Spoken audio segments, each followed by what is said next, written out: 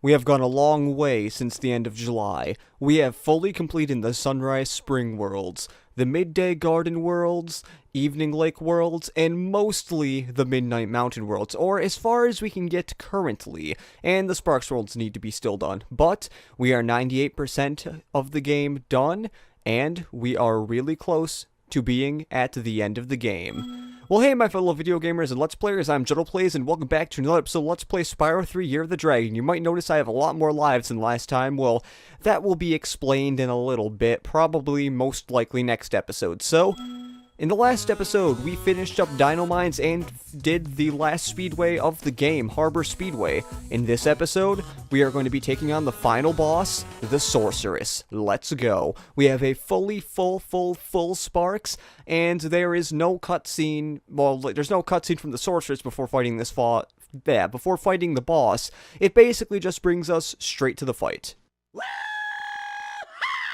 Time to kick some Sorceress butt.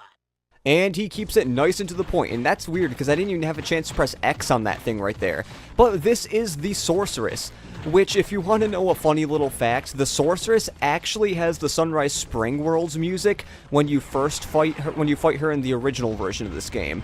I don't know why it has that music, but okay. But first, what we're trying to do is we're waiting for Agent 9 to shoot down these little cannon things so we can shoot her.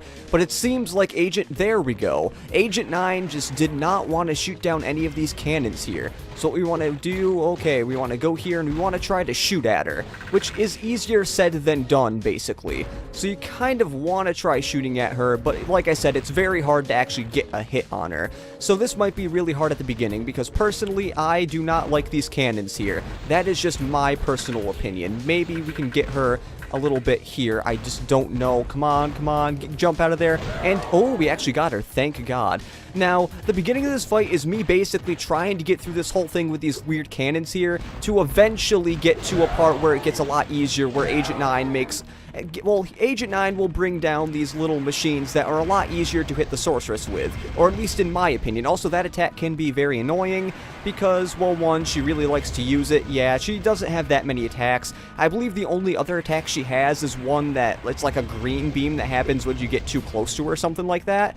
But that is really, oh my goodness Christ. Let's watch out there, and now let's go on here and try shooting her, because now we have the chance to shoot her, and let's get that out of the way, and also run out of the way before we get hit there. Now, I'm not exactly sure what to talk about, because unlike Ripto and Spyro 2, which I really never showed that fight there, oh, you cheap son of a cracker. Even though you're not a cracker, you're some kind of blue race.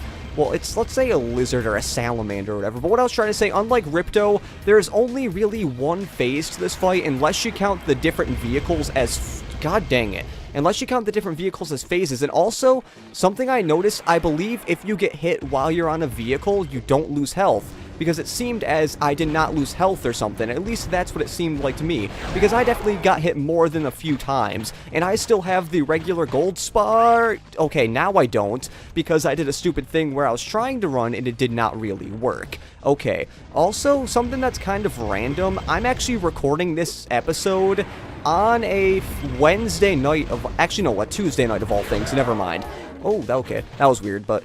Well, what I was trying to say is I'm recording this on a Tuesday night, which is actually the night before my PSATs, which it's kind of weird that I'm taking the PSATs now. You might be thinking, well, Jordan, you're a junior. That's usually when you take, like, practice for, like, the standardized whatever test it is. I'm not exactly sure what it means, but, yeah, I took it last year because I was an advanced sophomore, but now I guess all of the... like, juniors have to take it this year. I don't know why all the juniors have to take it this year, but I guess it's just some new thing that it's like, oh yeah, all juniors are required to take it, because the year previous, what happened was we actually had to pay for it, but now it's free, and I have to take it during school hours. Like, it's from 7:50 to, like, 10 something, so it's going to be lasting, like, almost 3 hours, and it's going to be one crazy time, because I've already... Well, not a crazy time in a good way. It's going to be an annoying time since I already did it before. Also, I need to get one of these things here before I die, because I do not want to die on this boss, because dying on this boss would be very pitiful, because this boss overall is not actually all that hard. It is actually decently easy, I guess you could say. I mean, it's definitely no Spike. I would definitely say Spike is probably the hardest boss in the game. But the Sorceress is definitely a close second because I don't believe Buzz to be even remotely hard, and I don't believe Scorch to be that hard either. At least I believe it's Scorch, right? Yeah, it's not Toasty, it's Scorch, because it's the same name as a level in Spyro 2. That's what it is, okay? Just need to make sure. Now, can we... Thank you. I wanted to hit that. But yeah, once you get these saucers, because I never really mentioned it, it's a little hard to hit the Sorceress, but it's very easy to dodge the Sorceress's shots. That is basically all the goodness of the saucer or whatever, because you can basically stay on the saucer for a whole crap load of a long time. And I don't know if I hit her there or not, but oh goodness gracious, that is going everywhere. Also, I think I turned the head, I think I turned the audio a little bit too low in my headphones, because either the music is not playing, or I can just not hear the music, because I am not hearing much music out of this fight. But who knows? Oh, goodness, goodness, goodness. I actually want to get that here. There we go. Because I saw that Agent 9 actually shot down a sheep, which that is actually what Agent 9 is doing, is shooting down these things. I believe, damn it, I believe I mentioned that earlier, but I was not sure if I mentioned that. And also, there's these sheep over here that I want to get. Oh, Jesus, goodness Christ. Oh my God, how did I dodge all those? Okay, we got to be serious here. We are very close to beating the Sorceress. And if she would stop shooting these crazy missiles out like this, maybe we'd be able to hit the... Oh, goodness. Spyro, calm down there, okay. What I'm trying to say is maybe if we were able to hit the Sorceress, we could defeat her, because we are extremely close to defeating the Sorceress. Oh my goodness gracious. Sorry if my commentary is a little off, because I wasn't exactly confident on how I would be battling the Sorceress in this episode, because, well, I can't say it's just because I battled the Sorceress once. It's just because I wasn't so sure, because I believe the first time I battled the Sorceress, I had a little bit of trouble on the fight, so I was kind of thinking like I didn't know what to do, but it looks like we defeated the Sorceress with pretty much ease. I mean, it only took about 7.5 minutes, but I believe that was a good fight. Anyways, we have George, of all dragons to be named.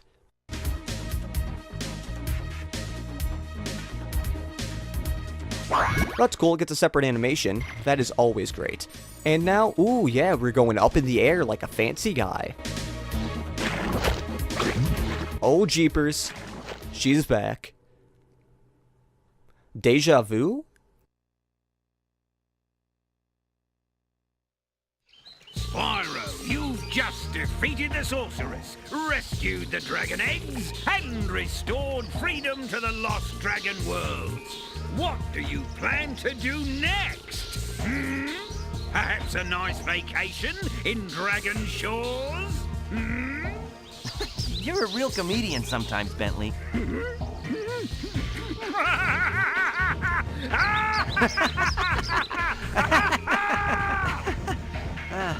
You know, I still have to find the rest of the dragon eggs. Plus, Hunter seems to have disappeared again, so I should go make sure he's not in more trouble. You haven't seen him, have you? Huh? Me? Oh, no.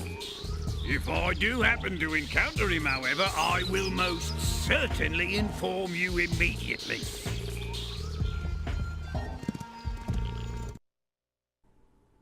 A familiar face.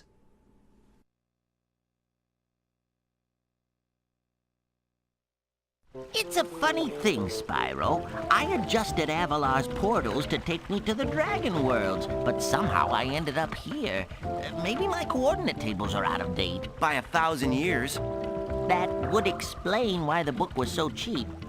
So, now that you're done saving the world again, are you gonna visit me in Avalar? Sure, Alora, but I still have to find the rest of the eggs and, well, Hunter's disappeared again. Did you say Hunter? Well, hey, I can help. I just saw him sneak off with...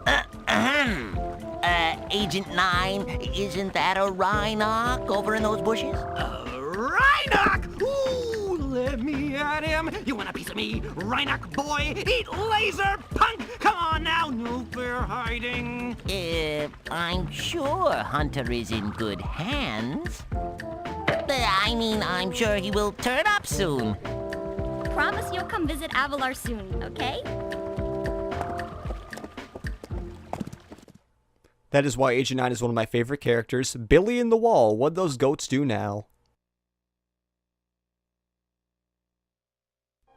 Now, how many times have I told you not to tease that moose? It was Billy's idea. Yeah. Is that true, Billy? hold that thought, Billy. Spyro, great to see ya. Hi, Sheila. I've been looking for Hunter all day. Have you seen him? Sorry, Spyro. Hunter made me promise not to tell you where they went. Faye? You didn't hear anything from me? Oh, no. Oh, no. It's been so long since Sheila's help. One less noble warrior.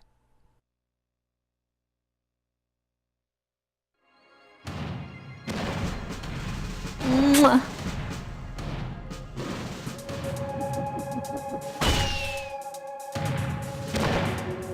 It's a sad sight, Sparks. Another noble warrior falls victim to the plague of love. Just look away. Well, I guess we'll have to find the rest of the eggs by ourselves. Come on, Spyro. Take a little break. Let's watch the show.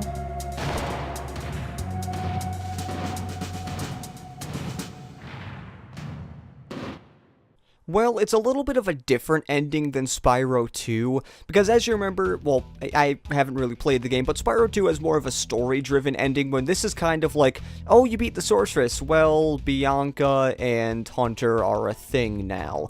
I mean, because, like, beating the Sorceress and then that happens, it's like, they don't have anything in common. And also, I mean, the only thing that kind of has something in common is when Bentley's interviewing Spyro, which that's obviously paying, I don't know if I'd say paying homage, but like, it's kind of being a parody of what happened at the end of Spyro 1.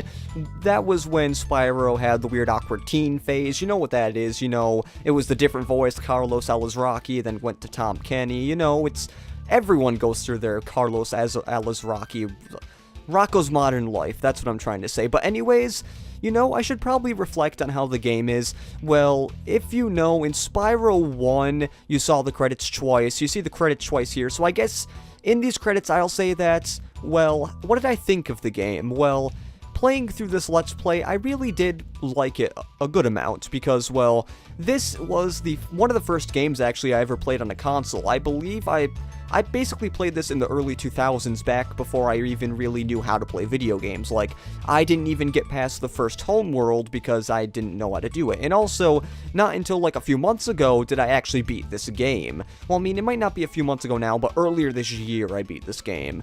But that's beside the point. But what I'm trying to say is, I have huge nostalgia with this game, and I've been, it's been really happy to me, or good to me, to actually finally do a Let's Play of this game, because up until, like, April of this year, I didn't even own the game. I mean, actually, that's kind of a lie, because I owned the game, but the game was the one from my childhood, and it was so scratched up that I just couldn't be played. So I bought this copy that I'm playing right now, which I wanted to get the greatest hits version for, because I wanted the songs and stuff, because I didn't want, like, the glitches, and I didn't want the song, like, the wrong songs, and I also didn't want to have to play the PSN version because of lag, because I'm a perfectionist and I really like to get the best quality out of my videos.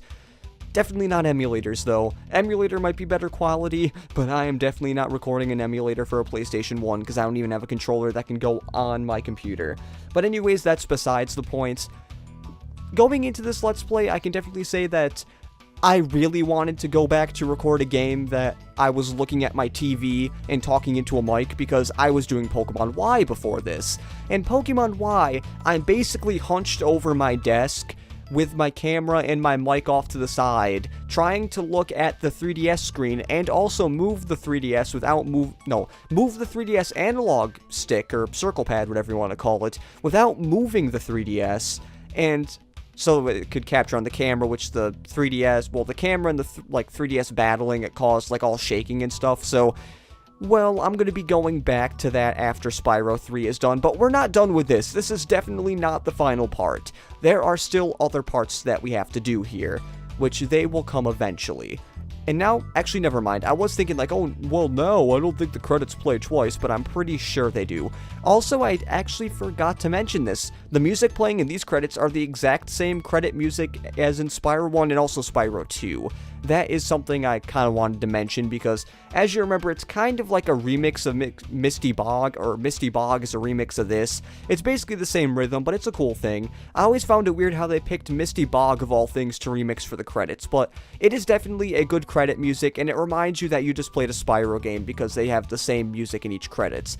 And also, I was gonna say, like, oh, I correct myself there with credits, but I think that was right. But what I was trying to also say is that the credits are all, always in the same way in each game. It's always, like, an overview of like, most of the levels, at least, that you've been through in the game. Not really chronological order in this game, but chronological order in Spyro 1. And also, Spyro 1 had, like, 2 versions of the credits, and they had different backgrounds for each version of the credits. But this game is more of a...